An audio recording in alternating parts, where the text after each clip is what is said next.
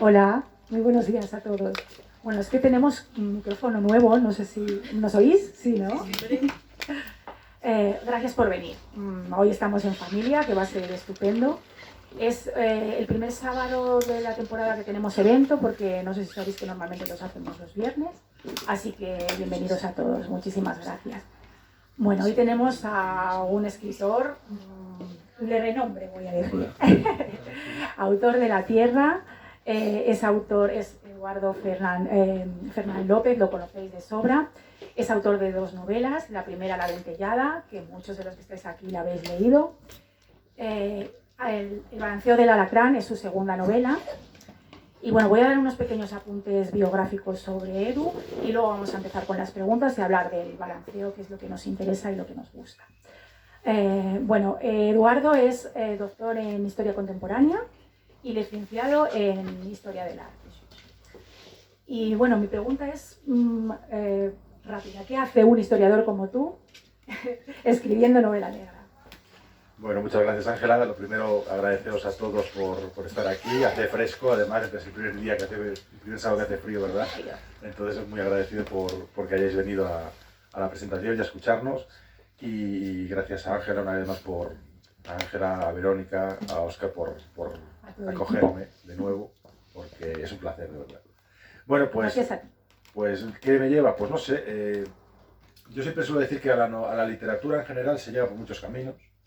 Hay gente que estudia filología, evidentemente, hay gente que estudia derecho, otros que son, pues no sé, gente de literatura comparada o gente que directamente vive de ciencias y decide dar el salto. A mí me llevó la historia, me llevó a la literatura, porque yo era un gran lector de novela histórica, entonces en mi casa siempre había mucha novela histórica y bueno, yo llegué por ahí y luego descubrí, gracias a recomendaciones de algún profesor ya del instituto, la novela negra, esta novela más juvenil que empecé a leer, la típica que es de Flanagan, que se sigue vendiendo, porque la sigo viendo por las librerías, ¿no?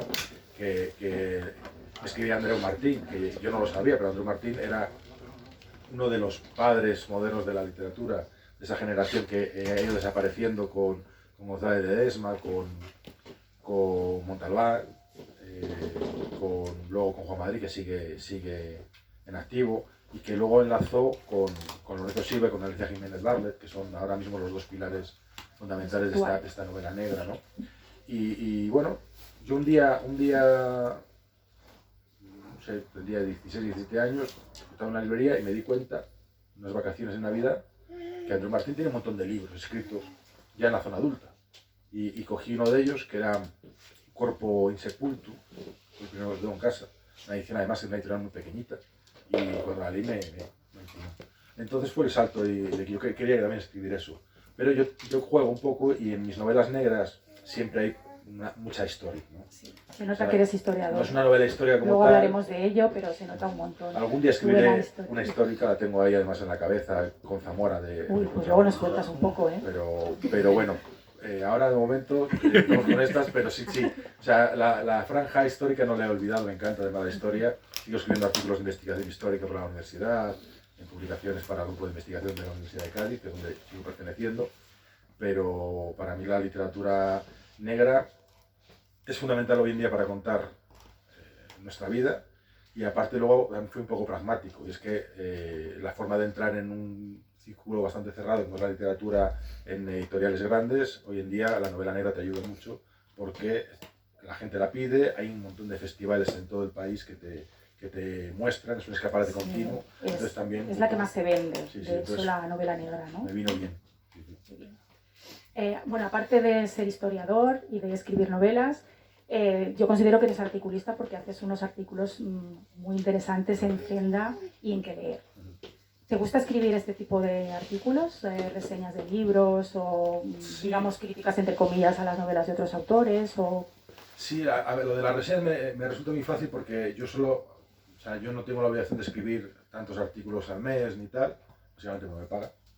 Entonces puedes escribir las reseñas, entonces yo escribo las reseñas de los libros que realmente me gustan. Entonces tengo esa libertad y por lo general, si un libro no me gusta, tampoco voy a hacer sangre. No, si tuviera un sueldo, pues igual Si me pagaran por hacer sangre lo haría, pero como no lo hace, pues leo libros, muchos son de amigos, otros son libros que me han recomendado, que he encontrado en la biblioteca, de casualidad, y entonces sí que hago las reseñas. Empecé haciéndolas, y hago de vez en cuando alguna en una página web que de aquella se llamaba El Sayón, que era originaria de Granada, y que ahora se juntó con otra serie de webs y se llama Hojas Sueltas, porque El Sayón solo hacía novela negra.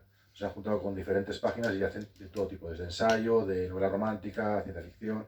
Entonces tienes un poquito más de libertad para reseñar. Y luego me invitaron, yo conocía al actual director de Toni Montesinos, porque había hecho una entrevista para su blog con La Dentellada, y cuando se convirtió en el director de Que Leer me ofreció una página en la revista para publicar reseñas de lo que yo quisiera. Y en Zenda tengo otra libertad. En Zenda sí que escribo más artículos, que a mí me gusta más de investigación, más histórico, más de divulgación. Y además, como Zenda tiene una cosa buena, que sale solo en digital, puedes escribir todo lo que quieras, que no tienes el problema no tienes del papel. límite, ¿no? Entonces sí, pero me encanta escribir. Yo empecé a escribir estando en la universidad, un blog que se llamaba Ánimo de Cota de Malla, que escribía un artículo a la semana de opinión, y estuvo muchos años, 7, 8 años escribiéndolo. Entonces es una forma de escribir que me gusta, porque te deja alternar tanto literatura como actualidad, como opinión. Sí, que puedes escribir de cualquier cosa. Eso es. Bueno, Edu también es un asiduo de los certámenes de novela negra y de conferencias y de encuentros. Has viajado, he visto en tu bio que has viajado pues, a Latinoamérica y a un montón de lugares en estos encuentros. ¿Qué te aportan este tipo de encuentros cuando te reúnes con otros escritores, con otro tipo de público? ¿Te gusta? ¿Aprendes cosas nuevas, supongo? Me encanta. De hecho, te diré que posiblemente yo empecé, el primer encuentro de estos que empecé a ser asiduo fue a uno que ya no existe, que era el Congreso de Cine, de Novela y Cine Negro en Salamanca, que cuando cumplió las 20 ediciones dejaron de hacerlo porque era una carga de trabajo bestial. Organizaban dos profesores de literatura de la universidad, y era mastodóntico. O sea, era una semana con presentaciones de investigaciones por la mañana y presentaciones de libros por la tarde, daban un premio, se volvían locos para traer autores, lo organizaban todos ellos, la universidad ponía dinero, ponía instalación, pero no hacía nada más. Entonces era un trabajo bestial. Y fue tan importante para mí que yo seguramente, si no hubiera llegado a este festival de Salamanca a participar con mis investigaciones, recuerdo que la primera presentación que hice fue un recorrido por la vida de Méndez, el personaje de Gonzalo Ledesma. Luego traté la Cuba de Padura, luego el siguiente hablé de las novelas de Ernesto Mayo, que fue el que me abrió la puerta para ir a Latinoamérica. Yo ya había estado viviendo en Buenos Aires, pero fue el que me invitó a la Buenos Aires negra. Estuve en 2 ocasiones hasta que se dejó de hacer con el COVID. Y bueno, luego también participé en Medellín Negro. Entonces, me ha ido abriendo, esa puerta de Salamanca ha ido dando otras puertas de la universidad, y se aprende un montón, conoces un montón de gente. De hecho, yo en el libro lo agradezco. En Morea Negra fue el primer festival al que acudí con La Dentellada, que me invitaron, que fui finalista del premio, y que finalmente me dieron el Tuber Melanosporum, que es el premio que dan a la mejor novela negra, a la mejor primera novela negra de un autor. Y allí conocí, por ejemplo, a Santiago Díaz, que es un autosuperventas, que había ganado el premio unos años antes, y que fue bueno el que me orientó un poco, porque yo había terminado otra novela anterior a esta, una novela de Vitos con Argentina, que no se ha publicado, y espero que se publique, pero el tema es que transcurría totalmente en Buenos Aires, al no ser conocido era muy difícil venderla, ¿no? Te limita un poco. Entonces se quedó ahí, y yo ya tenía este proyecto, y me dijeron las editoras de Destino: nos gusta cómo escribes, nos gusta cómo narras, vamos a probar con la de Galicia, que tiene muy buena pinta, y vemos. Y cuando tenía esa novela, yo hablé con él, no sabía qué hacer, yo no sé si sabía mandársela a otro amigo que me había propuesto, pues la paso de la editorial o tal, y me dijo: no, tú tienes que tener un agente. O sea, un agente literario, es lo que tienen los escritores. Si no tienes un agente, vas a llegar a muchos sitios, pero no vas a llegar al 90% de los sitios, porque los agentes llaman a puertas que tú no sabes ni que existen. Claro. Y él había sacado su primera novela con Planeta, sin agente. Fíjate. Él había tenido la suerte que había mandado la novela, él era guionista, es un muy buen escritor, pero le trataron fatal, porque no tenía quien alguien que le defendiera. De hecho, salió tarifando de Planeta. La única persona que yo conozco que salió tarifando de Planeta y no quiere volver. Sí, hay algunos, ¿eh? Algunos más así, pero no lo dice. Él lo dice públicamente, no tiene ningún problema, porque le trataron fatal. Claro. O sea, de hecho tiene una novela muy buena, y esa novela le abrió las puertas a la agencia que es Hanska, que es una señora polaca que vive en Barcelona, que es una especie de Carmen Balcells moderna. De hecho, ella conocía a Balcells y lo vamos a ir en casa. Balcells, ¿qué hizo? Balcells trabajó en Bruguera. Bruguera era la gran editorial que hubo en España durante el franquismo, que llegó a Latinoamérica, y ella conocía todo. La única gran que podía, que saltaba un poco la censura y publicaba en Argentina, autores que estaban prohibidos. Entonces, Balcells hizo toda su carrera dentro de esta editorial, y cuando creyó que tenía suficientemente contacto para poder montar su agencia de representación, la montó. Y bueno, descubrió a gente como a García Márquez, como descubrió hace poco a Vargas Llosa, y a eso trajo a España. Y García Márquez contaba en unas memorias que él decía siempre, joder, claro, eran unos gente, como se decía, éramos los muertos de hambre. Sí, lo pasaron fatal. Lo pasamos fatal, y nos traía a hoteles de lujo, y nos juntaba con editores, invitaba a comer, y siempre decíamos, pero Carmen, y esto, tú no te preocupes que esto se lo vamos a sacar en Nobel. Pues mira. Pues Carmen Balcells fue la que inventó este negocio en España, ¿no? Justina Redbuska, que es mi agente, la conoció porque Justina fue la jefa de Penguin Random House en Europa durante muchos años, con grandes contactos en Penguin en Latinoamérica y en Estados Unidos. Y cuando ella hizo una red grande de contactos, decidió montar su propia agencia, y eso, evidentemente, bueno, pues se nota, porque es una persona que sabe a quién llamar, tiene el número de teléfono de hecho, yo cuando salió la novela, ella me dijo, mira, la novela te la voy a mandar aquí, vamos a ir a la feria de Frankfurt, tú déjame. O sea, y es real, o sea, yo prácticamente no hablo con ella. Ella te llama y te dice, mira, hemos firmado esto.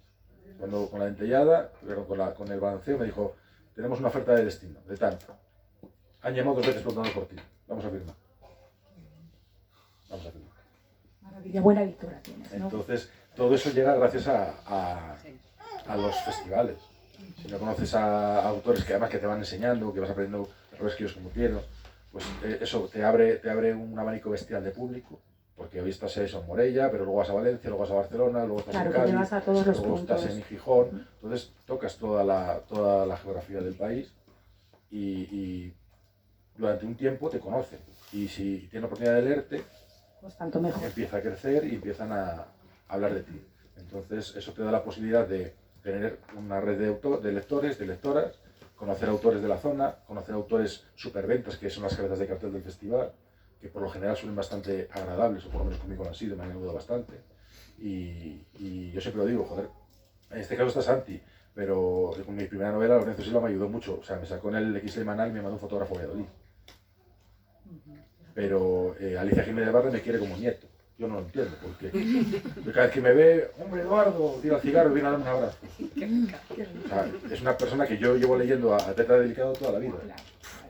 Y que ahora tenga mi número de teléfono y te escriba, o y te vea por la calle en cuanto tenga un festival y viene a darte un abrazo, es todo lo de los festivales. Claro. Te he introducido en este mundo, digamos. Bueno, pues vamos a hablar ya del balance, si te parece. Bueno, tu novela está basada en un hecho real, ¿no? En el hundimiento del Villa Picansó. ¿Cómo te surgió la idea? ¿Te surgió en el momento en que ocurrió el desastre, la desgracia? ¿O te documentaste después? ¿O fue el impacto grande que supuso, no solo para Galicia, sino para toda España, el hundimiento del pesquero en las tierras canadienses, con todo lo que pasó, con la muerte de los 22 marineros, luego todos los conflictos que hubo con la empresa armadora? ¿Cómo te surgió la idea de hacer una novela, de convertir el Villa Picansó en el Alacrán? Bueno, pues surge un poco como surgen todas las ideas. En la entidad pasa lo mismo. Yo suelo escribir, y en la que estoy escribiendo ahora, exactamente igual. Yo suelo escribir partiendo de un hecho real. O sea, yo necesito tener algo a lo que agarrarme para cabrearme. Paco Gómez Escribano, que es un buen amigo que es de Madrid, que escribe toda su obra en torno a su barrio de Villejas, me decía que cuando escribo de mis novelas, se nota que escribes con mala leche. Y es que yo creo que no hay una forma de escribir este tipo de novelas si no es que algo que te cabrea. Alexis Ravelo, el autor canario que falleció hace unos años. Maite lo leía mucho. Alexis era maravilloso. Nadie daba abrazos como Alexis. En los festivales todo el mundo quería un abrazo a Alexis porque nadie abrazaba como él. Era bajito, pero tenía una fuerza bestial y era una persona encantadora. Y Alexis empezó a escribir en Al Revés, una editorial catalana que se dedica a novela negra. Y él tenía un personaje que se llama... Ay, me he quedado ahora. Eladio Monroy, que era un antiguo marinero mercante que se ganaba la vida como buenamente podía en Gran Canaria. Cuando buenamente podía, pues normalmente era en la línea delictiva, ¿no? Y por lo general se metía en tantos jaleos que tenía que intentar investigar un crimen para que no comérselo él, básicamente. Entonces era un investigador de la calle que tenía sus métodos. Y él sacó 4 novelas de Monroy, funcionó muy bien y dio el salto a Siruela. Pero él llegó a un acuerdo con las editoriales de que el Revés se quedara con los derechos de Monroy para que él pudiera seguir publicando esa serie con ellos. Porque primero habían habido mucho, entonces quería ser generoso, no llevarse la serie a otra editorial.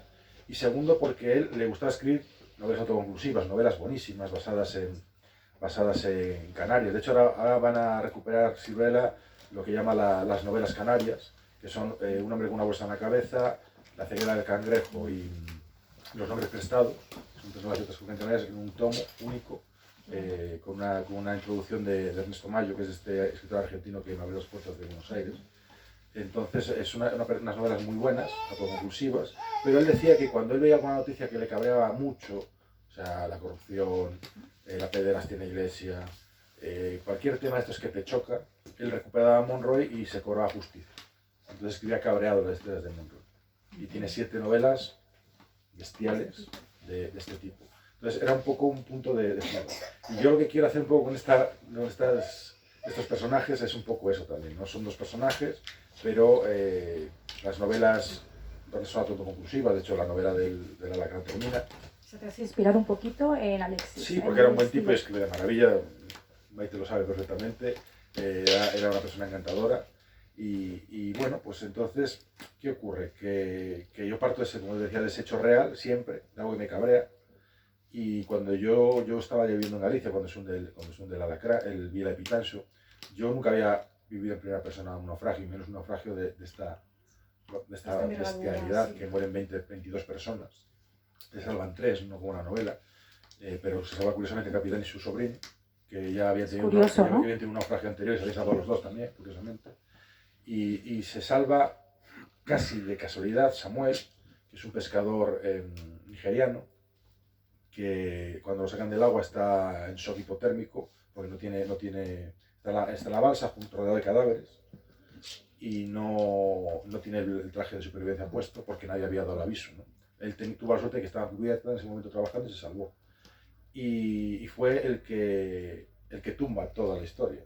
La armadora cuenta una milonga, el capitán cuenta otra milonga, el sobrino cuenta otra milonga, y este hombre se calla.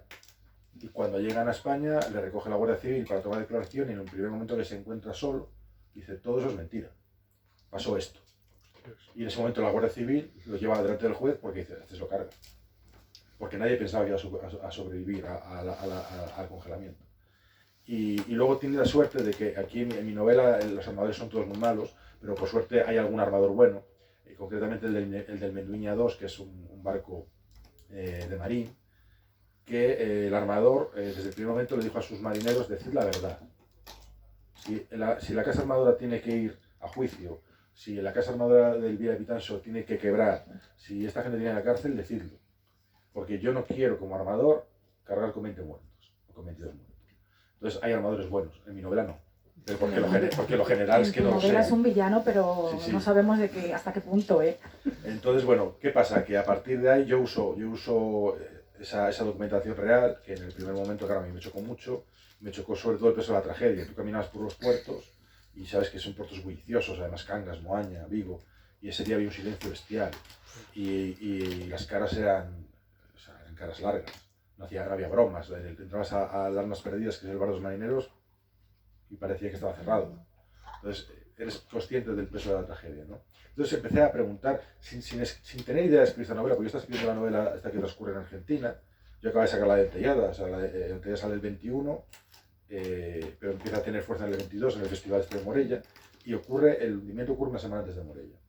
Y empecé a preguntar a amigos que trabajan, pues, que son marineros, que trabajan en bares del puerto, que son ingenieros en astilleros, y te cuentan, todos al final te acaban contando una misma historia de falta de protocolo que van a la misma línea. Entonces, yo ahí me quedo. Y a la semana y pico estoy en Morella participando en la mesa redonda y alguien hizo una pregunta en el público sobre las tragedias evitables, la novela negra o tal. Y yo, cuando me quise dar cuenta, estaba explicándoles a un auditorio en un teatro del Interior de Castellón la última tragedia que habíamos vivido en Galicia. Y me di cuenta de que tenía tanta fuerza que tenía el arranque de una novela. Y yo quise utilizar solo eso para el arranque, luego es ficción todo. Porque además, aparte, la causa está en luego hay muchas cosas de por medio, claro, ¿no? va a ir al juicio ahora. Yo tampoco quería, de hecho yo no hablé con nadie del Vila de Pitanso hasta ahora, porque no quería... ¿Se han puesto en contacto contigo? Sí, han ido a la presentación de Marín, fue María José, que es la voceira, la portavoz del grupo, que es la que consiguió llevarlos a juicio. Estuvo Noemí, que es la mujer del cocinero que murió, que tenía 35 años, que murió en el barco. Y ha ido Marta también. Marta es una señora de Marín, que es la que cogió a la familia de Samuel cuando vinieron a España. Que es la señora la que consideran la madre de Samuel, ¿no? Que Samuel es el chico que lo ha levantado todo. Entonces, ha leído la novela, bueno, están muy contentos, me han agradecido el trato y me han agradecido la posibilidad de que una editorial como Destino lleve este caso a toda España, que aunque no sea el caso real, evidentemente la prensa lo está poniendo. Pero que lo conozcas. Eso es, que la gente, y una cosa muy buena es que la gente describe, joder, me ha gustado la novela y empieza a investigar el caso real. Claro. Que de cara al juicio que va a empezar en enero o febrero, haya un grupo de gente de Huesca que me han escrito, de Huesca, de Almería, que no tienen ni idea de cómo funciona barco, la pesca gallega, te escriben para decirte, joder, pues qué chocante el tema y tal. Y bueno, pues si cuando salga el juicio esa gente es capaz de ponerse en la piel de los marineros y darse cuenta de sus malas condiciones y ponerse de su parte y de la parte de las familias, pues bienvenido sea, claro. ¿no? Entonces yo estoy muy contento de la acogida de las familias, ¿no? Que yo tenía miedo porque yo no quería contar la historia, de hecho siempre lo digo en las entrevistas. Es algo muy impactante, como es dramático, podría caer bien o podría caer. Eso es, yo siempre digo en las entrevistas, porque la prensa suele tender a Vila de Pitanso. Digo, a ver, si alguien busca una novela sobre Vila de Pitanso, esta no es. Es una novela, de hecho, es el punto de partida, digamos. De hecho, yo lo pongo a la entrada con una advertencia, digo que esta novela todo es literatura, los personajes, ni las acciones, ni las situaciones, que lo único que es real es la tragedia del mundo del mar, y que es un homenaje a esta gente, pero no solo al Vila de Pitanso, sino a todos los que ha habido a lo largo de la historia, pesqueros gallegos que se han hundido lejos y pesqueros de lejos que se han hundido en Galicia, que son muchos también. Entonces, ahí parte la historia, y la historia justo nace en un momento en el que se produce la desconexión a primera hora de la mañana, 8:30, 9 menos cuarto de la mañana. Yo estoy escuchando el programa de la cadena SER a nivel nacional, hasta la 1:30 o 2 no hay una desconexión de Vigo, por lo general. Pero a esa hora ahí cortan la emisión y hay una desconexión de una noticia urgente de Radio Vigo. Y entra Jacobo Buceta, que aparece en la novela, que es el periodista histórico de Vigo, que fue uno de los primeros que me entrevistó por esta novela, me hace mucha ilusión estar con él, diciendo básicamente lo que digo en el primer párrafo. Se ha hundido un pesquero en las aguas de... Como una nota de prensa, eso es una nota de prensa al principio, porque sí. Eso es lo que yo escuché por primera vez y fue lo que empezó a hacerme cavilar. No por la nota de prensa sí, sino por cómo acaba la nota de prensa. La nota de prensa real dice que la casa armadora del Vila de Pitanso no ha ofrecido información y no va a ofrecerla. Pero es que no es que no la vaya a ofrecer a nosotros, es que no se la ofreció a la familia. Hasta 3-4 días después que llegan las primeras noticias del Menduiña 2 y de barcos portugueses, que son los que han ayudado al salvamento, la familia no sabe quiénes son los supervivientes, quiénes son los cadáveres y qué cuerpos están dentro del barco. Entonces, eso es un arranque bestial que evidentemente el siguiente capítulo me cargo al dueño del armador. No puede ser de otra manera. Entonces, no hago spoiler porque es en la página 3. Sí. La novela empieza, de hecho, la novela empieza con el crimen. Una persona entra en el barrio de Canido, que es el barrio con renta per cápita más grande de Galicia, donde hay unos chalés de la leche, donde puedes estar de paseo por la playa y que aparezca un helicóptero de la DEA, porque hay un narco viviendo allí, o sea, de la DEA, no la DEA americana. Tú estás por la playa y de repente estás metido en una película de Hollywood. con tíos con fusiles o tal. O sea, es un barrio peculiar, ¿no? Entonces alguien entra a su casa y curiosamente mata a este empresario corrupto, a este empresario que le da igual a la gente, y hay un poco esa retranca gallega que me dice que se me ha pegado ya, lo asesina golpeándole la cabeza con el premio al mejor empresario del año. Es muy bueno eso, ¿eh? Esa retranca, sí, lo digo, dicen, esa retranca ya se te ha pegado ya. Y se lleva también por delante a Mavi Barros, que es su única hija, que lleva esa trama también es muy interesante. Que lleva un año sin hablarse con su padre, pero ese día, en ese momento, está en la casa y se la carga. ¿Por qué está en la casa? Luego sabremos por qué. Pues para eso tendréis que leer la novela. Hasta ahí podemos leer. Eso pasa todo en el primer capítulo, o sea que no se jode. Empieza con mucha potencia. Bueno, otro de los protagonistas que yo considero de tu novela es Vigo, sí. Es la ciudad. Bueno, yo creo que también en La Dentellada una parte del protagonismo también se lo llevaba la ciudad de Zamora. Yo luego he leído, no sé si en la contraportada o en alguno de los artículos que he leído así para documentarme un poco, que a la novela le llaman thriller atmosférico y que tú conviertes a Vigo en una ciudad fantasmagórica, así tipo Londres un poco. ¿Qué es eso de thriller atmosférico y qué importancia tiene Vigo en la novela? Bueno, una importancia brutal, pero ¿cómo se la das tú esa importancia? Pues yo te diré que hay dos cosas que odio. Los apelativos esos, ¿verdad? Unos son los thriller atmosféricos, los thriller trepidantes, me ponen una mala. Lo sabes, ¿no? Thriller atmosférico. Y otra cosa que odio son las fajas, pero bueno, las tienes que comer. Sí, las fajas no me gustan nada. Yo lo primero que hago es quitarlas. Por suerte, en esta faja no hay ninguna frase típica de arrolladora o bestial, porque eso significa que el que te echó la faja no la ha leído. O sea, luego hay gente que sí, gente de prensa que se la lee antes de que salga, pues se la manda, y te hace una notita. Claro, te hace una notita muy bien, pues dices, joder, se ha leído la novela, pero eso, bestial, te revienta la cabeza, tío, no te has leído la novela. Y es que se nota, porque esa frase tonta. Entonces, claro, yo soy antifaja. Y que la aplican a muchas cosas, ese típico. Es una coletilla. Es una coletilla que significa que te han pagado por hacer la faja, pero no has leído el libro. Punto. Entonces yo las fajas las odio. Porque, aparte yo soy partidario, en este caso ha sido una nota de la editorial, perfecta. De hecho, la segunda edición sale la misma faja, simplemente pone segunda edición aquí. Entonces, pero yo soy parte de que las fajas no te hacen vender más libros, pero sí te puede hacer vender menos. Porque si el que te hace la faja es un tío que es idiota, sí, como no te gusta yo ya, joder, he escrito la faja a este tío ya mal. Entonces, yo no me gusta por eso. Y luego los apelativos, claro, siempre tenemos una discusión en los festivales, sobre todo en los festivales salen dos preguntas, que nosotros es como pregunta chupita. Nos miramos todos los escritores que estamos allí. La primera es, ¿cuál es la diferencia entre novela negra y policial y thriller? Ahí dices, ya está, ya lo hemos liado, ya nos comemos. Porque siempre hay discusión de que si la novela negra es más una crítica social, que si el policial con policías, que todo vuelve a su sitio y tal. Y yo no estoy de acuerdo, porque en mis novelas que hay policías, pero nunca vuelve a su sitio todo. Es imposible, cuando matan a alguien salvajemente, en su círculo cercano vuelve a todo a su sitio. Esas novelas que terminan con flores, decir, muy que bien, ¿no? Pues no, mis novelas no terminan bien. Yo les lo aviso. O sea, no leáis nunca de mis novelas nunca leáis la última página. Nunca, porque acaba mal. Porque no puede acabar bien. O sea, las personas que se han visto involucradas en un asesinato salvaje, incluso los policías, no vuelven a ser los mismos. Entonces no puede terminar. Es la vida misma, ¿no? Claro. Entonces, esa discusión yo siempre la suelo acabar diciendo que lo de thriller, lo de tal, está muy bien porque en la Casa del Libro y en el Corte Inglés necesitan etiquetar las estanterías. Pero en las librerías no estás etiquetado. O sea, tú estás ahí, sí, mira, pues me apetecía una novela policial, pues mira, una novela negra, pues mira. Entonces, yo me agarro a lo que hacen en Argentina. En Argentina todos los géneros negros, policiales, thriller y policial.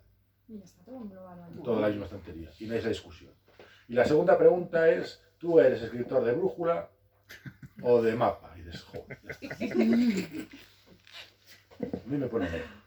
Porque dices, pero vamos a ver, primero, ¿qué te importa a ti? ¿Cómo escribo yo? Y segundo, si es que es una chorrada. Porque si no puede ser ni la gente dice, no, yo soy de Brújula, que significa que no tienes nada hecho y vas escribiendo y al tuntún. No, yo soy de Mapa, que lo tienes todo escaletado. No eres ni una cosa ni de otra. Una combinación de ambas cosas, claro, ¿no? Pero es lógico y normal, pero en cualquier trabajo. Porque si tú te dejas llevar, va a llegar un momento que te vas a pegar contra un callejón de salida y como no tienes plan B, ahí se acabó. Y si eres tan cuadriculado de que tengo que poner el papel, si no funciona, si un día se te cae una trama por lo que sea, se acabó. Entonces tienes que trabajar, yo trabajo con una escaleta pequeñita, con los post-it pegados en la pared, que eso es culpa de Santidía, porque es guionista, entonces la gente que viene de la tele son muy visuales y te montan una pared con post-its de colores, cada trama, cada personaje un post-it, y tú estás viendo si va equilibrada la trama. Es decir, estoy pegando una paliza con esta trama de afuera, aquí. Vamos a meter post-it de otros colores y tal. Y luego, yo según estoy escribiendo mi primer borrador, yo voy inventando. O sea, yo no dejo, yo si escucho una frase por la calle o si leo alguna prensa y dices, joder, qué bueno, yo eso no digo, no lo corto, digo, no lo puedo poner porque ya escrito. No, eso va. Yo tiro, yo escribo y luego ya sí que hay, sigo un consejo de Stephen King, que algo sabe de novela y de literatura. Escribió un librito bastante bueno que es cómo escribir una novela. Eso sí, que lo han leído un montón de escritores. Todo el mundo debería leerlo porque están las bases fundamentales. Y no se rompe la cabeza además con tonterías, ¿no?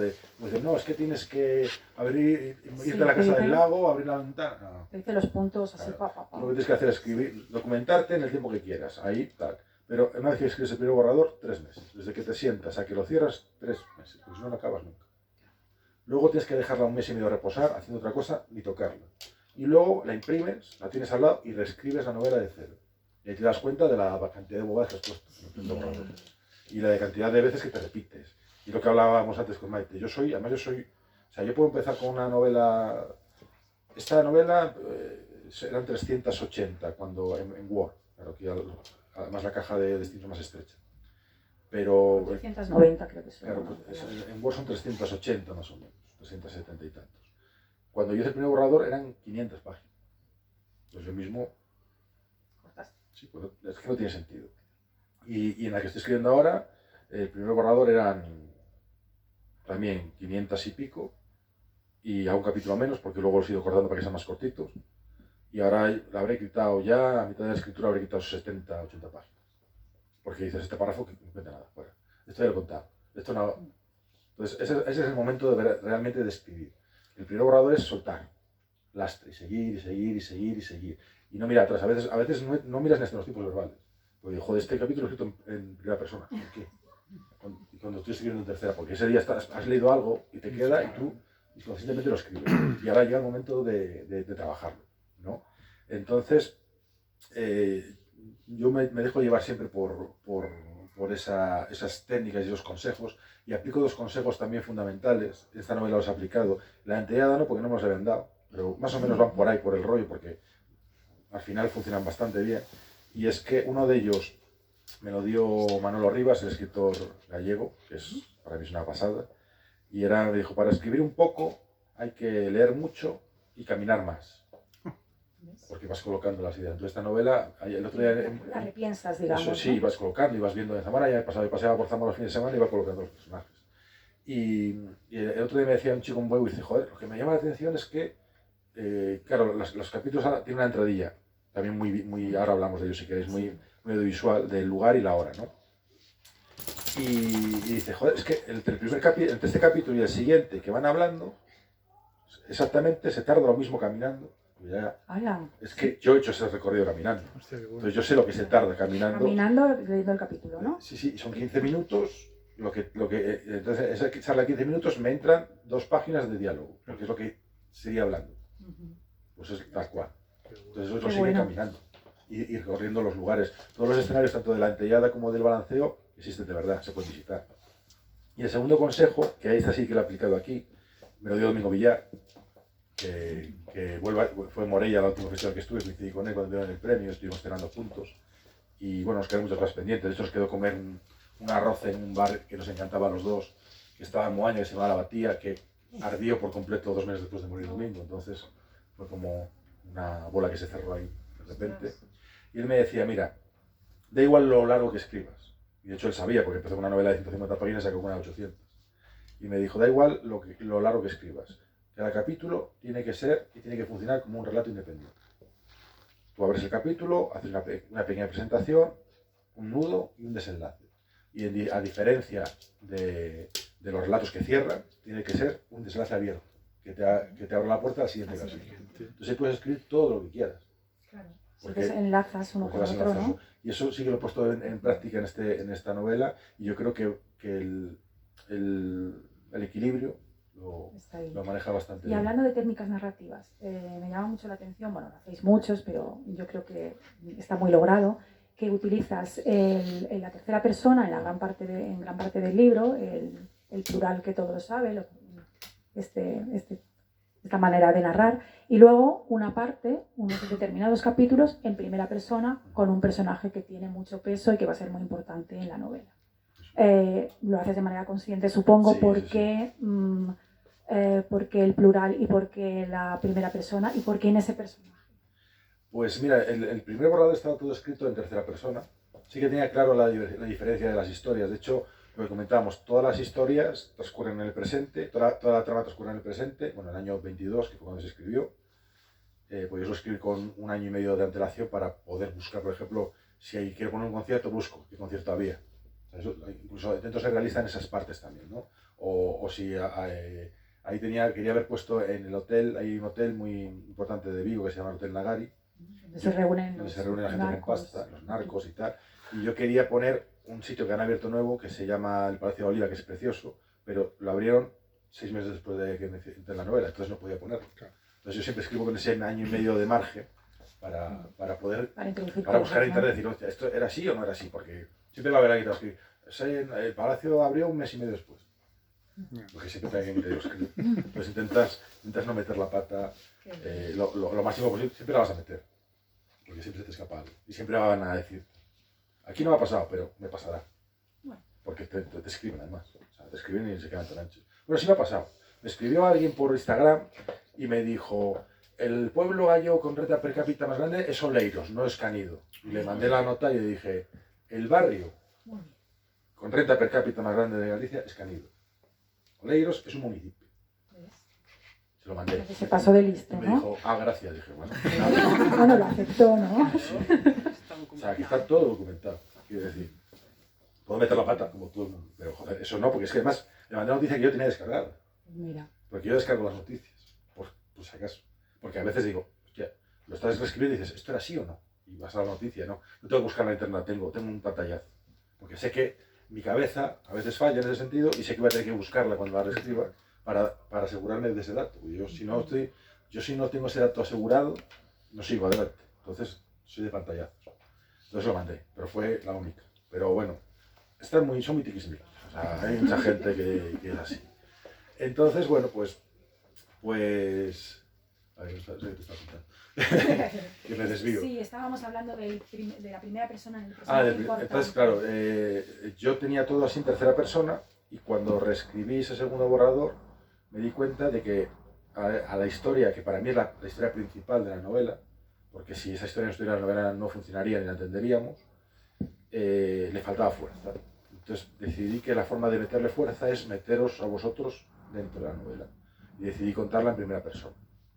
Y decidí reescribirla individualmente. O sea, yo cuando acabé la novela, son 12 capítulos de 2 páginas, 3 páginas, saqué los 12 capítulos y la reescribí desde cero, para que fuera mucho más personal, para que lo que contara fuera mucho más cercano, para que la forma de expresarse fuera mucho más directa y para que vosotros al leerla, al principio os quedéis diciendo, joder, este tío qué pinta.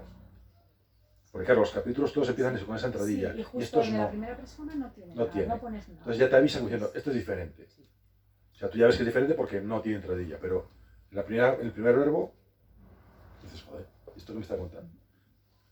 Y le vemos que es un señor que aparece ya en las primeras páginas, caminando por una ciudad que no sabemos qué ciudad es, tomándose un café y trayendo recuerdos de algo cercano a la memoria, que tú puedes saber más o menos, pero no te deja claro. Y te extraña, porque luego al siguiente capítulo vuelven a la investigación. Y a los 10 capítulos vuelve a aparecer este tipo. Si quieres que aparezca. Y quieres que aparezca. ¿Por qué? Porque es un tipo que da una nota cada día de la investigación. La investigación transcurre en 12 días, por tanto hay 12 capítulos. Y a lo largo de esos 12 capítulos vas entendiendo todo el porqué de esa investigación, todas esas cosas que quedan sueltas, toda esa historia que arrastran los personajes de un pasado que nadie quiere que se conozca. Y evidentemente desemboca en la trama principal. O sea, no tendría ningún sentido si no tuviera un peso fundamental en la trama principal. Si se perdiera en el camino, no tendría sentido todo esto. Entonces, no se puede hablar mucho de él, porque, como digo, es la parte fundamental. Me dio mucho trabajo porque yo quería meteros en el libro que esa persona que no conocéis, que no tiene nombre, que no sabemos en qué ciudad está, que no sabemos a qué se dedica, más lo sabemos al final, no sabemos a qué se dedica, salvo que trabaja en una recepción y que duerme mal y que vive solo, eso lo sabemos desde la primera página, y que va teniendo ciertos achaques también, no sabemos por qué, pero que esos achaques tienen una importancia bestial al final de la novela. Y yo creo que es un personaje muy rico en el sentido de que nos ofrece la maldad de todos los personajes desde otro punto de vista. Y ojo, porque nos manipula. Porque parece que es bueno ser. Pero no es nada bueno. Lo que pasa es que sí que entendemos lo que hace y por qué lo hace. Que tiene sentido. O sea, su maldad tiene cierto sentido. Pero no es bueno. Porque dicen, es que yo pensé que era bueno. No. ¿Quién te ha dicho que era bueno? Claro. En mi novela no hay nadie bueno. Hay alguno que es medio bueno. Pero es como la vida real. Pero bueno del todo, ¿no? Bueno, no hay ninguno. Y malos hay muchos. Bueno, hay uno que es malo malísimo. Que ese es malo de cajón porque ese tenía que ser malo. Y no sé si es el mismo que estás pensando, pero es el abogado Álvarez de Celis. Sí. El abogado que aparece es un abogado que en la primera versión prácticamente era un pivote, porque es el abogado personal del muerto, de Raúl Barros, del empresario. Pero cuando yo reescribo la trama me doy cuenta de que la trama empresarial queda un poco corta y que tiene mucho juego. Entonces, ¿qué pasa cuando este señor, que es un empresario de la vieja usanza, un empresario con mucho dinero, con mucho poder, con muchos enemigos, que no deja que la empresa crezca si no es con su visto bueno, y de hecho eso hace que dentro de la empresa haya gente que piense que está haciéndose viejo, que es un estorbo, que es una rémora porque no permite que avance, está perdiendo dinero y tal, lo cual luego nos hace que haya muchos sospechosos cuando muere, evidentemente. Pues este señor, cuando muere violentamente, queda descabezada una empresa personalista. Y hay una junta directiva con gente con muchas ganas de tener poder que ve el momento abierto de intentar escalar. Y a partir de ahí eso nos muestra pues, todas las bajezas humanas, las traiciones, las mentiras, las manipulaciones. De todo tipo, además. De todo tipo, tanto empresariales como personales. Además hay mucho dinero por el medio. Y aparece este señor, que es el abogado personal de Raúl Barros, que era su mano derecha, digamos, pero que también ve la puerta abierta a intentar conseguir algo que no tiene, que es un prestigio cultural dentro de la ciudad, un prestigio económico. Él es un buen abogado, pero quiere tener más. Y se da cuenta que no va a poder ser presidente que lo que le gustaría ser presidente de la Teresa, no puede serlo porque los estatutos dicen claramente que cuando muere el presidente tiene que ser alguien que esté en la junta directiva, pero él tiene la capacidad absoluta, moral, intelectual, para manipular a todo el mundo y convertirse en una especie de ¿cómo decirlo? Un parásito que dirige todos los hilos, parasitando a la empresa desde fuera para su beneficio. Y ese sí que es malo, pero es malo porque ha vivido siendo malo. Porque su padre era el antiguo abogado. Y su padre era una persona que era capaz, que ya viene de los años del narco, que era capaz de manipular todo para que pasara por legal, ¿no? Y este no tiene ningún tipo de escrúpulos. Incluso este se va a la línea de lo legal totalmente. Porque tiene poder, porque tiene un bufete importante en Vigo, porque tiene un nombre y porque tiene detrás una empresa como es la Casa Armadora que le respalda. Porque él se presenta como el salvador de la empresa cuando muere Raúl Barros y todos votan que se quede, que se quede, que se quede. ¿Por qué? Porque nos vale más dentro que fuera. Porque si va fuera y es otra empresa nos va a arruinar. Porque conoce todos nuestros secretos. Entonces él se vale de todo eso. Y ese sí que es el realmente malo, malísimo de esta historia. Porque los demás son malos, son medio buenos, son buenos pero tienen una cara como tenemos todos. Bueno, compite en maldad con el asesinado, ¿no? Sí, el asesinado, mira, lo suelo decir siempre, porque tampoco es un spoiler porque transcurre el primer capítulo, el asesinado es tan malo y tan rico que cuando el asesino sale de la casa de matarlo hay otro tío esperando para entrar a matarlo. Una cola. O sea, imaginaros cómo es el tipo que tiene cola para cargárselo. Pero todo basado en que, joder, se lo merece, quiero decir. O sea, que él es un tipo... Que no da ninguna pena. No, o sea, ninguna. Porque no es bueno en ningún sentido de su vida. En ninguno. Y según vamos leyendo la novela y descubriendo cada vez te quedas más personales, te das ¿no? cuenta de decir, pues es que es un cabronazo. O sea, si es que mucho ha durado, ¿no? Que tiene 70 y tantos años, mucho ha durado esta vida no se lo han quitado el medio antes porque se lo merecía. Bueno, porque tuvo una parte oculta, ¿no? Digamos. Claro, tiene una parte, la parte que es la parte que más nos sorprende y alucina es la parte que narra este señor en primera persona, que tiene mucho que ver con él. Tiene una parte anterior al hundimiento del alacrán, que no sale a la luz, porque él tiene una influencia bestial, la ha tenido siempre, tanto política como económica, para taparlo, pero este señor es el único vestigio que queda de su antigua vida. A mí me llama mucho la atención aquí tu vena de historiador, aquí se ve mucho la vena de historiador.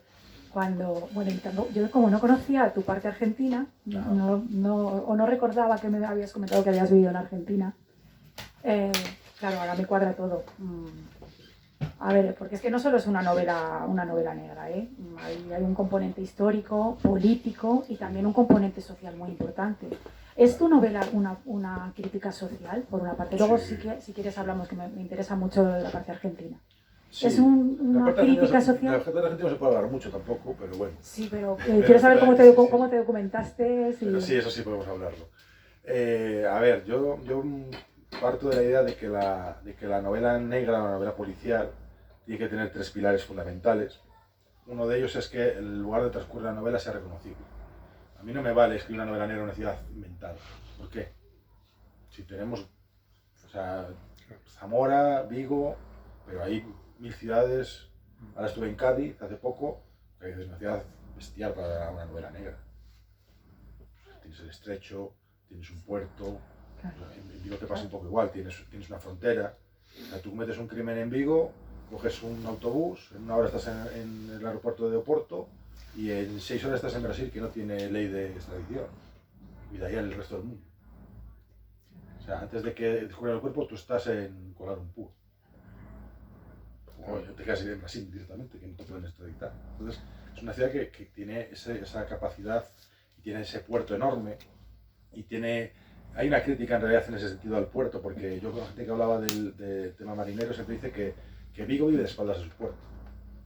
El puerto es la empresa más importante socialmente, culturalmente, porque hay mucha obra de arte, mucha música, mucho folclore que tiene que ver con las canciones, con el trabajo marinero, pero vive de espaldas a su puerto. De hecho, está intentando abrirlo ahora. Me hace gracia porque lo que era el Berbés y hasta la zona de Astilleros, o sea, toda el pase del puerto pesquero, no del puerto de ocio, que sí que está abierto, había una valla enorme, opaca, no veías nada. Y han decidido tirar esa valla y hacer un paseo, o sea, unirlo a la ciudad, a ver si de esa manera la gente entra y entiende el puerto, ¿no? Y yo entraba a los bares del puerto. De hecho hay un bar que se llama El Dorneiros, que tiene un peso fundamental cuando van a hablar con un personaje que es el antiguo capitán Arnedo, y es un bar que está dentro del puerto, pero que ahora está unido a la calle. Entonces, para entrar a ese bar tenías que ir a una puerta que estaba a 1,5 kilómetros, caminar otro 1,5 kilómetros y llegar a ese bar. Ahora puedes entrar directamente. Entonces están poniendo un poco, rompiendo ese límite, a ver si la gente de Vigo se vuelve a entender que es una ciudad de puerto. Me parece que no lo son. Le pasa un poco a Buenos Aires con el río, parece que no tienen río. Si luego vas a Uruguay y en Montevideo, el río es una parte fundamental de la vida y del ocio. Sí, el puerto tiene que tener un paseo, bares, restaurantes, Entonces, no solo bares de pescadores, ¿no? Claro, no, esa parte sí, porque al final es una parte muy industrial, pero bueno, tienes la lonja, tienes tal, pero la parte más cercana a la ciudad sí que es el puerto deportivo, sí que lo tiene. ¿Y por qué tiene. crees que le da a la espalda al puerto? Porque al final tú, si no tienes ninguna actividad en el puerto, es un lugar al que tú no puedes entrar. Es un lugar al que tampoco te interesa. Y es una vida que los marineros suelen ser gente bastante cerrada, bastante callada. Y eso yo cuando hablaba para esta novela me decían, yo no te he dicho nada. Porque las casas armadoras son bastante jodidas. Cuando te ocurra hablar mal de alguna, tienes un problema. De hecho, las casas armadoras actualmente no tienen marineros, están cubriendo los buques de pesca con gente de Latinoamérica y con gente de África. Además, no conocemos los nombres de las empresas armadoras. Siempre decimos, la empresa armadora es muy difícil decir, como en otro tipo de empresa que conocemos sus nombres, en las armadoras no. Y son empresas con mucho poder económico, que no son solo empresas armadoras, tienen congeladoras, tienen parte de astilleros, tienen transporte. O sea, son empresas muy potentes económicamente, que mueven muchísima gente, no solo en el puerto de Vigo, Los que van al Gran Sol tienen bases en el puerto en Canadá, por supuesto, tienen bases en los puertos argentinos, tienen bases en los puertos para ir a la merluza en África. Entonces son empresas con mucho calado, con mucho poder dentro de... Y son empresas que pasan desapercibidas, y sus dueños pasan desapercibidos. Entonces, dan mucho juego también a ponerlos sobre la mesa y decir, esto está pasando aquí.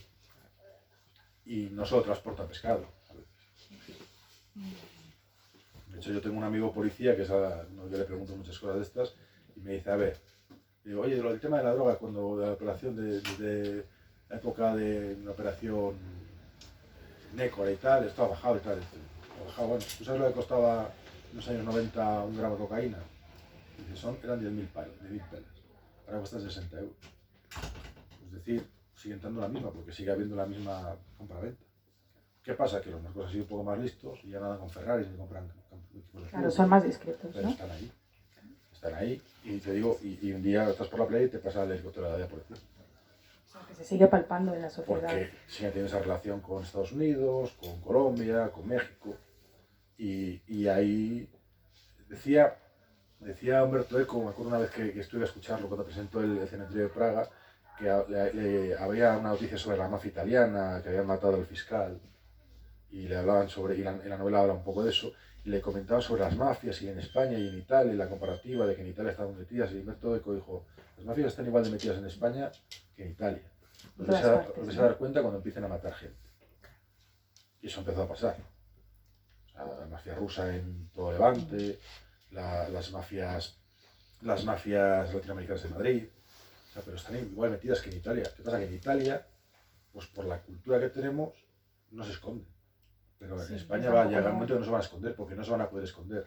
Porque va a haber una extinción dentro de la mafia, porque va a venir otra mafia con mucho poder. O sea, lo estamos viendo con la macromafia, por ejemplo, en los Países Bajos. O sea, la macromafia en los Países Bajos tiene amenazada a la reina de Holanda. O sea, y no son capaces de controlarla. O sea, es que es bestial. Y aquí está pasando. Y tenemos una mafia en Vigo, por ejemplo, lo hablaba en la presentación de Zamora, en la siguiente novela. Yo estoy tratando un tema con un mafioso nigeriano y con un tipo prestamista que tiene una tienda de estas de compro oro, que salieron como churros. Sí, mira, van a abrir aquí una. Pues hay una serie de tiendas de compro oro que son una tapadera, evidentemente, y que tienen una parte posterior y son prestamistas de mucho dinero. Y eso lo hemos entendido en Vigo el día que alguien apareció sin un brazo en la calle. Vaya. Porque el lugarteniente de uno de los grandes mafiosos de Vigo le debía tanto dinero que fue y le cortó el brazo. Eso está en las ciudades, en todas las ciudades. Lo que pasa es que nos estamos empezando a dar cuenta ahora, pero llevan muchos años. La mafia rusa, ¿cuántos años lleva en Marbella? Pues como 30 años. O sea, tú ibas por Portobambos y veías un tío en calzoncillos con una camiseta de abanderado y 7 chismas de colores doradas. Este tío Ortera, o sea, ese tío es millonario y es un cateto.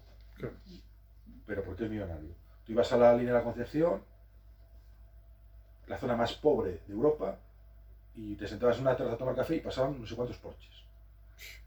Joder. ¿Qué pasa aquí? Y tú hablabas con gente de... Ellos han heredado un poco el problema gallego, en el sentido de que los narcos gallegos, cuando se desplumó todo el asunto, cuando el día que aparece Garzón en el helicóptero y empieza a detener gente y a llevarse gente, esa gente sale por patas, cruzan a Portugal y desde ahí se reúnen y se van a montar todo el entramado a Cádiz. Empieza a entrar hachís, pero luego ya empiezan a meter cocaína. O sea, Sito Miñanco, el famoso Sito Miñanco, a Sito Miñanco lo soltaron y lo metieron en la cárcel en Algeciras porque se dedicaba a meter cargamentos primero de hachís y luego de cocaína por el puerto de Algeciras. Y de hecho, desde la cárcel manejaba los entramados en Galicia. De hecho, le volvieron a condenar porque cuando empezó a tener a salir a trabajar, él le habían contratado en un parking, que luego se demostró que era suyo, el parking de Algeciras, le habían demostrado que era suyo, se autocontrató para entrar a las 8 de la mañana hasta la última hora de la noche. Y luego iba a dormir a la cárcel. Entonces él salía, tenía una persona ahí trabajando, A él le venía a buscar un helicóptero, se lo llevaban a Galicia, manejaba un descargo y por la noche volvía a dormir a la cárcel. Hasta que le pillaron. Entonces, y ahora está cumpliendo condena otra vez por eso. Pero es que los sobrinos de los Charlines, el primo de Ubiña, todos ellos siguen moviendo el cotarro en Cambados, siguen moviendo el cotarro en Ribeira. Eso que sigue vigente, pues tenemos como la perfección, como que... No, claro, han sido un Sí, poco más como que listos, no. han sido un poco más listos y blanquean el dinero de otra manera, tienen conserveras, tienen empresas en el IBEX, Claro, cotizan en bolsa y todo, ¿no? Ahora. no se compran un Ferrari amarillo y hacen trompos por la plaza del pueblo, como hacían estos, que no les daba, o metían el dinero en un bidón de agua, cuando llovía salía el dinero por todo el pueblo. Eso le pasó a Viña en Cambados. Y fue una policía, pues no sé, lo habrá puesto alguien. Yo, como se hacía el tonto, y se hacía el tonto de maravilla. De hecho, se también el tonto que pisó la cárcel lo justicia. Y ahora se dedica a ir por las ferias de los pueblos a vender su libro, Las Memorias de Ubiña, para hacer la competencia de Fariña. Que lo han puesto, va con una mesa de camping, pone las memorias y se pone en el mercado a lo de los calcetines y los cartoncillos a vender el libro de Ubiña. Y llevan 14, 15 ediciones. Contando su versión de los hechos, claro que es para leerla, la versión. A leerla. Yo pasaba por aquí. No sabía nada, Claro, ¿no? y un día me metieron 15 fardos de cocaína en casa, pero yo qué iba a hacer, pues lo vendía, claro, ¿qué voy a hacer? Y es que coló, es que lo triste es que los juicios coló. Si yo soy medio analfabeto, señor juez. Y coló. Entonces, bueno, pues está ahí y sigue existiendo. Entonces, toda esa trama interna empresarial, que hay algo también que a mí me fastidia, porque siempre que vas fuera te dice, pues la coña vienes de Vigo, no has tenido ningún regalo. Te dicen lo mismo, Sí, ¿no? siempre me pega, pero claro, entonces lo meto, pero es que no te queda otra, porque todas estas grandes empresas tienen siempre un motor económico que es el mismo, que es el narcotráfico. Porque es muy fácil meter droga en Galicia. Y cuando no lo metes a la superficie, lo metes bajo el mar, porque yo no sé cuántos submarinos han llegado a Galicia, narcosubmarinos, que yo no sé ni cómo se atreven a meterse en las 4 latas. Se meten en Colombia, cruzan el Atlántico sin saber si van o vienen, y aparecen en Galicia, un día aparecerán en Sudáfrica, en Islandia, porque como no, se estropea el radar y ahí van 2 tíos y con la comida para 15 días, que es el tiempo que tienen que llegar, y si no llegan, pues nos habremos perdido.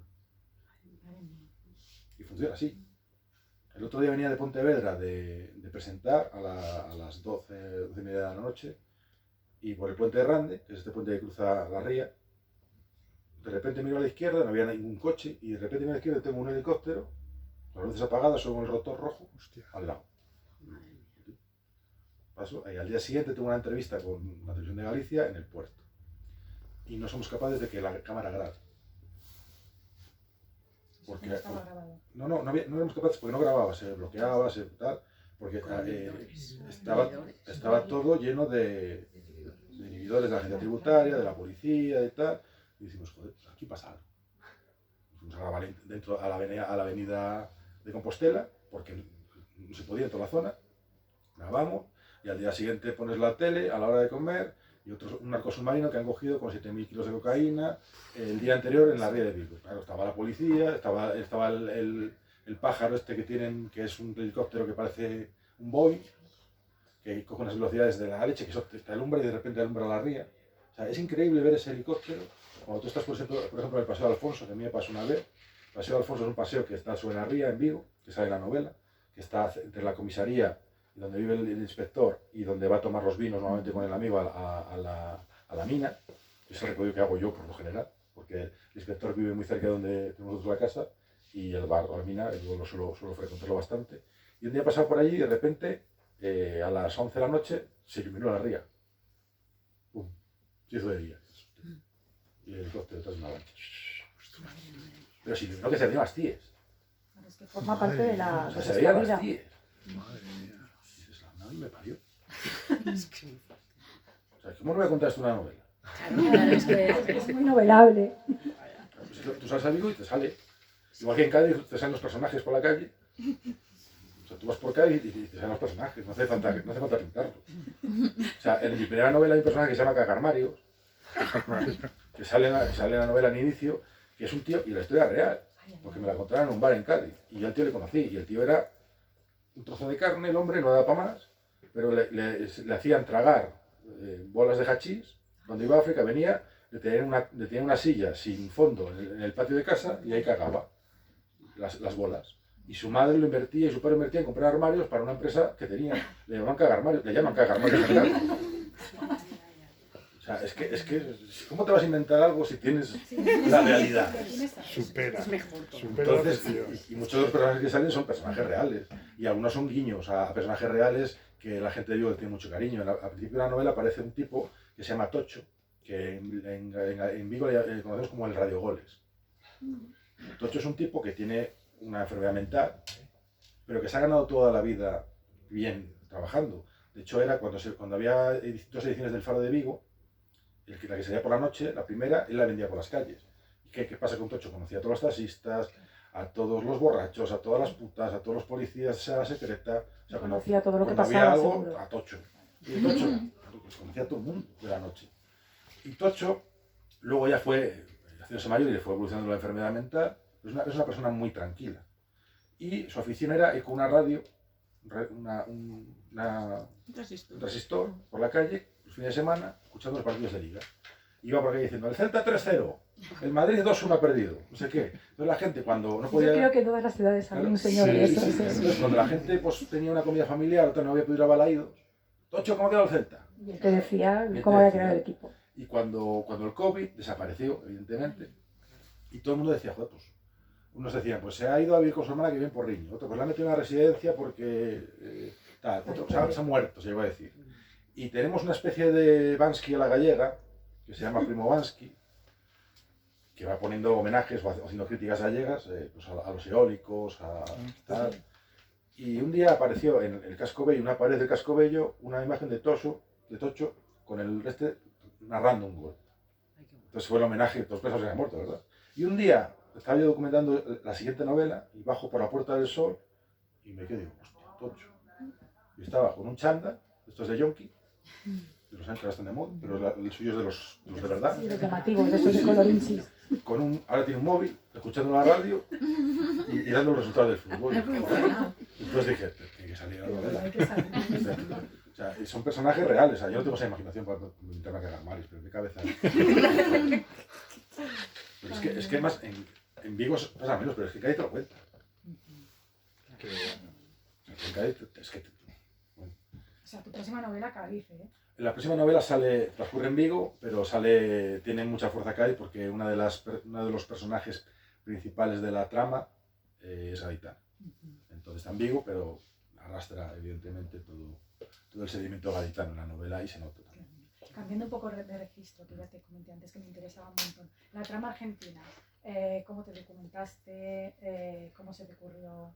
Que lo de es que tampoco quiero desvelar mucho. Lo de la AAA, el paramilitar, los conflictos con los sindicalistas argentinos de los años 70. ¿Cómo se te ocurrió? ¿Por tu conexión con Argentina? ¿Porque lo habías oído? ¿Porque lo habías estudiado? Yo soy historiador. Yo viví en Argentina. ¿Qué tesis hiciste? Hice una tesis que hice sobre el siglo XIX, aunque yo soy de contemporáneo, yo me centré en el XIX, sobre Juan Nicasio Gallego, que fue el primer diputado que tuvo en Cortes en España, Zamora, que fue un diputado de casualidad, porque él era protector real, era el que le enseñaba cultura a Fernando VII, entonces, y luego a los infantes. Y él fue una persona muy pobre de Zamora, de hecho estudió gracias a una beca que daban a gente sin recursos. Estudió Derecho Eclesiástico y Judicial de Salamanca, y él era poeta además. Entonces consiguió una plaza dentro de la corte, con la mala desgracia que la consiguió el 30 de abril del 1808. Y el 2 de mayo pues, se convirtió en marrón. De hecho casi lo matan, porque en la carga de los mamelucos él estaba en la Puerta del Sol, y se mete con un militar, con Ballesteros, que luego fue un gran militar en la batalla de la Guerra de Independencia. Le salva porque le empuja dentro de un portal en la calle Mayor y se salvan los dos de la carga de los mamelucos de casualidad. O sea, nos hemos perdido un tipo fantástico. Y él pues huye de Madrid con la corte, porque es miembro de la corte, y llega a Cádiz. Y en Cádiz se sitúa y bueno, pues está haciendo lo que hacen en Cádiz todos durante pasar hambre, porque están rodeados, y reírse de los franceses, básicamente, que es lo que hicieron en Cádiz. Pasar hambre y asomarse a los baluartes para reírse de los franceses que están en Puerto Real diciendo, que era lo que hacían, básicamente. O sea, tú imagínate el carácter gaditano donde viene, que Si entra el ejército napoleónico en tu casa, os va a matar a todos y tú te estás descojonando de él. Por eso se lo toman todo a chifla y las... O sea, estás a punto de que te pasen a cuchillo y tú te estás descojonando del ejército más importante de la historia de Europa. O sea, a un gaditano no le entran en las balas, quiero decir, en ese sentido. Tienen que reír de todo. O sea, yo pasé un montón de años allí y se la sopla, porque les viene de raíces, ¿no? Entonces, este señor, eligen un diputado para Cortes en Zamora, que no puede ser de Zamora, porque Zamora está invadida por los franceses, y a este señor, como era el único zamorano que había en Cádiz, pues le tocó. Y curiosamente, fue uno de los mejores diputados que tuvimos en las Cortes de Cádiz.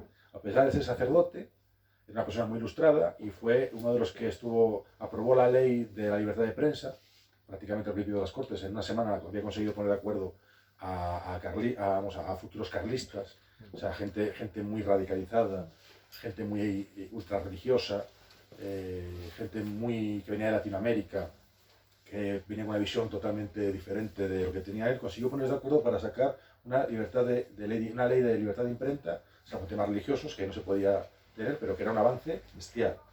Estuvo a punto de sacar una ley a favor del final de la esclavitud, que Ramón Power, que hoy pasa como uno de los grandes diputados de las Cortes de Cádiz, se la tumbó, porque Ramón Power era una familia esclavista. Entonces tenía muchas tierras en Puerto Rico y vivía de los esclavos, entonces le tumbó esa ley, pero consiguió acabar con la Inquisición, que luego repuso Fernando VII. Es un cura. O sea, tu tesis fue de este señor. Este señor, que es bestial. Y luego tiene una parte literaria magnífica. Él se negó a... le llamaban el protector en Madrid, porque o sea, a Álvaro de Rivas, al Duque de Rivas, a autores de poetas históricos que hoy en día son clásicos, fueron escritores famosos gracias a él, los contratos que él tenía. Y él, curiosamente, murió sin tener ningún libro publicado. Él escribía en prensa, lanzaba un montón de... De hecho, hay una oda al 2 de mayo que hasta el año 1937, creo que es el último recuerdo que tengo, se publicaba en la prensa española todos los 2 de mayo, de 1808. O sea, imaginaros el peso de este poema. Y este señor, bueno, pues muere siendo además secretario perpetuo de la Real Academia Española, fue el primer zamorano de la Real Academia Española, fue el primer zamorano que fue miembro de la Academia de Historia, fue el primer zamorano de la Academia de San Francisco, fue el primer zamorano en ser diputado, fue el primer zamorano en ser miembro de la Real Academia, en ser secretario perpetuo. De hecho, murió siendo presidente su sustituto, porque el presidente estaba enfermo, y él el último mes fue presidente sustituto de la Real Academia cuando muere en donde estaba la antigua Real Academia de la Lengua, que estaba en la calle Valverde. Muere allí, en la casa, porque tenía derecho a casa, y fue uno de los primeros hombres en España en cobrar derechos de autor. Porque cuando él no tiene una obra, pero cuando muere, la Real Academia decide homenajearle y recoge todas sus poesías en un libro, que lo ponen a la venta en varios kioscos y librerías de Madrid y en la propia Real Academia, y hay un registro completo, que yo lo tengo, de hecho lo publiqué en una tesis, de cuántos libros se vendían, a qué precio. Primero pasa de Reales de Bellón, llega hasta las pesetas, que cobraba su sobrina, que vivía con él. O sea, es una de las primeras personas que hay registro absoluto de todos los derechos de autor. Entonces es un tío fabuloso, y es de Zamora. Y en Zamora no tiene una placa, en Zamora no tiene un trocito de la Plaza Mayor escondido debajo de un toldo, pero no tiene o sea, el homenaje que le hicieron a los años de nacimiento se lo hicieron a los 103 años, porque... Se les olvidaría al 100, pues a los 103. Y a los 103, en diciembre, nace en diciembre, le hacen el homenaje, más que está cayendo una nevada, que la crónica lo cuentaba Fernández Duro en sus crónicas, una nevada de la leche. Hizo una fiesta, él nació en la plaza del ayuntamiento, en las casas que estaban pegadas a la iglesia de San Juan.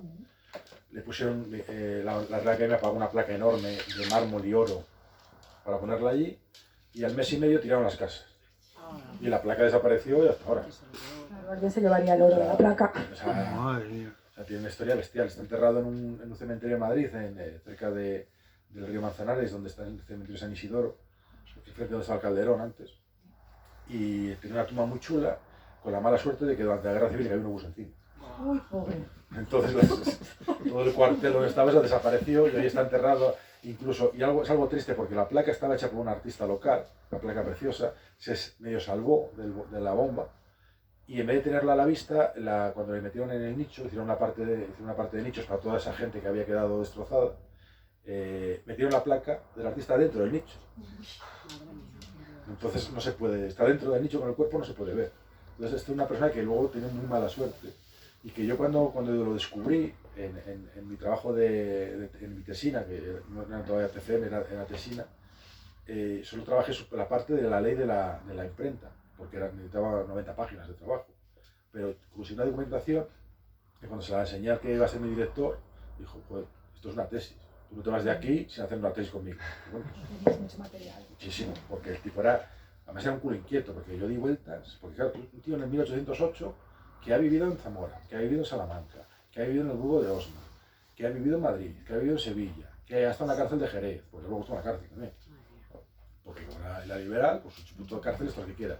Que ha estado en Huelva, que ha vuelto a Madrid, que estuvo exiliado en Barcelona cuando la guerra carlista se exilió en Barcelona, porque fueron a por él. Que fue a Montpellier, que estuvo en Montpellier y consiguió encontrar el cadáver perdido de Menéndez Valdés, del poeta, recuperarlo y traerlo para Madrid. Que fue a Valencia a pegarse de tortas, sí, que fue a Valencia a pegarse de tortas con el arzobispo de Valencia, porque le había quitado un puesto eclesiástico que era suyo, por liberal. Y hasta que no consiguió que le pudiera, no se marchó a Valencia, pero el tipo pesaba debajo de la puerta. O sea, que un eclesiástico liberal, entonces. Que Fernando VII era su alumno, le repudió, fue el que le mandó perseguir por liberal, y consiguió que Fernando VII le perdonara y le colocara en un puesto de la curia dentro de Madrid, regalándole poesías a su mujer. O sea, era un personajazo de... Hombre, tiene una novela, ¿eh? Era Una un novela histórica. sí, era un personajazo. Y eso los documentos que se han conservado, porque muchos se perdieron en la guerra civil. Claro. O sea, hay lagunitas pequeñas. Y tuve suerte porque a este señor le nombraron arzobispo de la isla de... se me olvidó. De Santo Domingo. Pero no aceptó porque estaba muy lejos de España. Si llegáis me toca ir a Santo Domingo, solo. O sea, un tío que en esa época, una persona de Zamora, de un barrio pobre de Zamora, la de vueltas que dio el tipo. Entonces, ¿cómo no vas a escribir novela con gente así? Que te están pidiendo una novela de estos. Los encuentras y es que es bestial. Si alguien quiere hacer alguna pregunta, podéis hacerlo.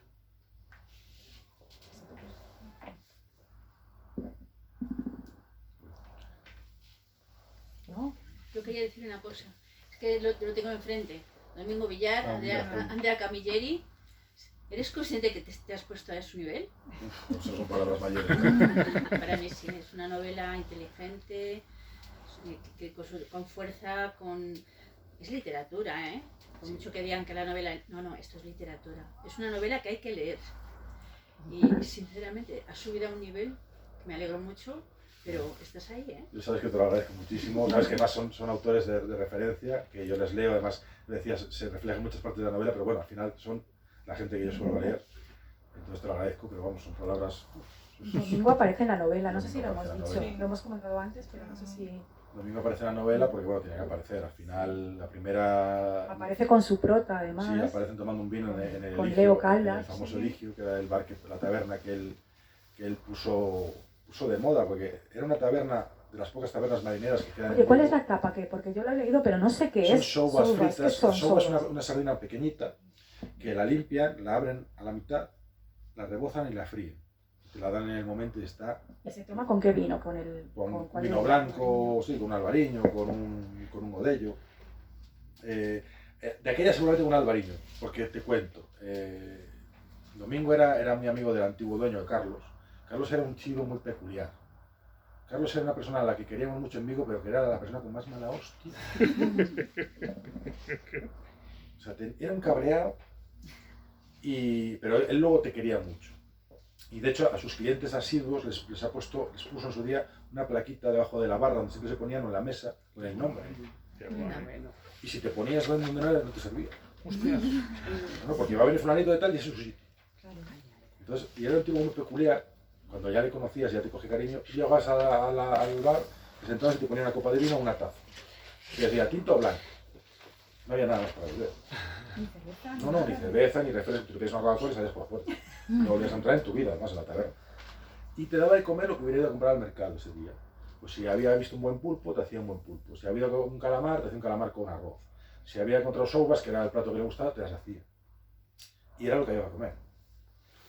Entonces, y si había dormido que no le gustaba nada, pues había patatas cocidas. Y vas que jodías, en serio. Entonces, Domingo ha sido por ese bar por su tío abuelo. Y el otro día estuve con él en el bar, donde le fui a llevar esta novela está puesta en el Eligio, porque Poldo, yo me iba muy bien con él y sabe que bien nos teníamos con Domingo. Y siempre anda preguntando de la novela, y evidentemente sale también Poldo en la novela, y la tiene puesta en el bar junto a las de Domingo, lo cual es una maravilla. Y Domingo iba por allí porque su tío abuelo era parte de esa mesa famosa que habla de la mesa de los catedráticos. La mesa de los catedráticos, su tío abuelo, el hermano de su madre, eran los catedráticos, tiene 89 años, sigue yendo todos los días a tomar el vino y a charlar con 4 amigos. Y es igual de encantador que Domingo. Viene de familia. Y puso sin saber a dónde iba a llegar, como él iba a tomar esos vinos desde que era joven con su tío, decidió ponerla en la novela, porque era una de las pocas tabernas marineras que quedan en el centro de Vigo. Queda la mina, que la cogieron unos chicos, que estuvo cerrada mucho tiempo y la han recuperado manteniendo la esencia. Y queda esta, que la cogió Poldo, manteniendo la esencia. Poldo era el dueño de Metropol, que era un restaurante enorme, famosísimo por los cocidos. Y cerró ese restaurante para quedarse con el Eligio, porque Carlos dijo que si no lo cogía él o otros dos amigos suyos que tenían bares, no se volvía a abrir. Entonces lo reabrió. Y tal es la fuerza que tiene Eligio en la novela de Domingo y la fuerza que tiene Domingo fuera de España, que hace poco había unos alemanes comiendo en la mesa de Domingo Villar que habían venido a comer a la mesa de Domingo Villar. Expresamente a eso. Entonces, evidentemente, tenía que estar en tu novela. Tenía que estar en mi novela porque, además yo lo digo, es verdad que la primera novela negra que hubo en Galicia es Crimen en Compostela del año 80, es una novela bastante abierta para esa época, que critica la política gaziquista, critica muchas cosas, pero si Domingo Villar no hubiera escrito las 3 novelas, que ha abierto, no solo a Galicia, sino Vigo como ciudad, al mundo literario, al mundo audiovisual. De hecho, yo no sé cuántas pelis han grabado este año en Vigo, ¿sí? Pero muchísimas series, lo cual quiere decir que Vigo tiene una industria más allá de la pesquera. Y de los marcos. Tenemos una industria audiovisual bestial. Tenemos una Film Association en el puerto que trabaja con gente que viene, ya no solo a grabar pelis, sino a grabar anuncios. O sea, Vigo ha estado, no sé si 3 campañas seguidas en el anuncio de Navidad de Delta, del café portugués, se ha grabado en Vigo. Lo cual es una visión bestial de Vigo. Y se graban pelis, se graban series. A veces se dice que es Vigo directamente, otras veces no, y tú ves la peli y dices, pues eso es Vigo, ¿no? La última famosa que han puesto ahora, bueno, hay 2, Rondallas, que yo todavía no la he visto, que está grabada en la Guarda, pero también en Vigo, y la última de Carla Simón, que es Romería, está totalmente grabada en Vigo, y en las Islas Cíes. Pero están grabando series, Clanes, hasta sí, Clanes sí que la he visto. Segunda temporada, es Vigo. Es Vigo, es Cambados, es La García, Cambados sale. Pero es Vigo también. Hay una histórica de Joan Renaud, que está en Amazon, que también está grabada en Vigo, aunque parece que es Francia, pero el centro de Vigo tiene una serie de calles que parece que estás en esos palacios franceses. Hay, por ejemplo, han grabado una que transcurre en Barcelona, que es la historia del anarquista que robaba bancos, que murió hace poco, que era un señor mayor que se dedicaba a robar bancos, estaba desde los 70 años, era un anarquista que robaba bancos para llevarlo a los barrios pobres de Barcelona. Esa está grabada en Vigo, totalmente, esa película. Y parece que tú, cuando estaba ambientada, parecía Barcelona en los años 70. Los autobuses, los taxis. O sea, es que además, tú estás de repente en Vigo y dices, joder, si es que... Parece que estoy en otro entonces, lugar, ¿no? Entonces, están grabando muchísimo, lo cual habla muy bien de la cultura gallega audiovisual, que tiene grandes profesionales, tanto actores como actrices, que estamos viendo, que han dado el salto de la gallega, que tiene muchas series muy buenas, muy potentes, mucho thriller, mucha negra, no solo a la tele nacional, sino a las plataformas, que eso es internacional ya, con grandes productoras gallegas, con grandes guionistas gallegos. Entonces, todo eso... ¿Ves el Alacrán en una serie de Netflix, por ejemplo? Eso sería una locura. Yo te lo afirmo ya, pero es muy difícil, pero me encantaría, la verdad, que ver a tus personajes representados por actores, además actores que por lo general sigues en series anteriores. porque además lo bueno que tienen las productoras gallegas es que tiran de actores gallegos. Entonces yo creo que, aparte esta novela es una novela... Está de moda adaptar las novelas de autores Sí, nacionales. Mira el sí. Cuco de Cristal. Eso no lo he La visto, por última. ejemplo, que eso está en Extremadura, Sí. ¿no? Sí, o sea, sería que a mí me parecía la leche ver a Tristán Negre y a Virginia Almada caminando por mi Vigo, ¿no? Sería una gozada. Ay, mira, es que no, es muy tarde, ¿no? Sí. Bueno, Bueno, lo dejamos aquí. Tenía el componente romántico que tú introduces en las novelas, que quería decirte que me gusta mucho porque lo haces de una manera muy sutil y de una manera muy elegante. bueno, pues muchas gracias. Esto- Tiene que haber una novela negra, sino también tiene que haber algo, Sí, ¿no? amor, algo... Un poquito de romance. Si no... Bueno, chicos, muchas Bueno, gracias. ahora. Me ha ayudado por venir, ha sido un placer y bueno. Aquí tenéis los libros si alguien quiere que se lo firme. Claro. Sabe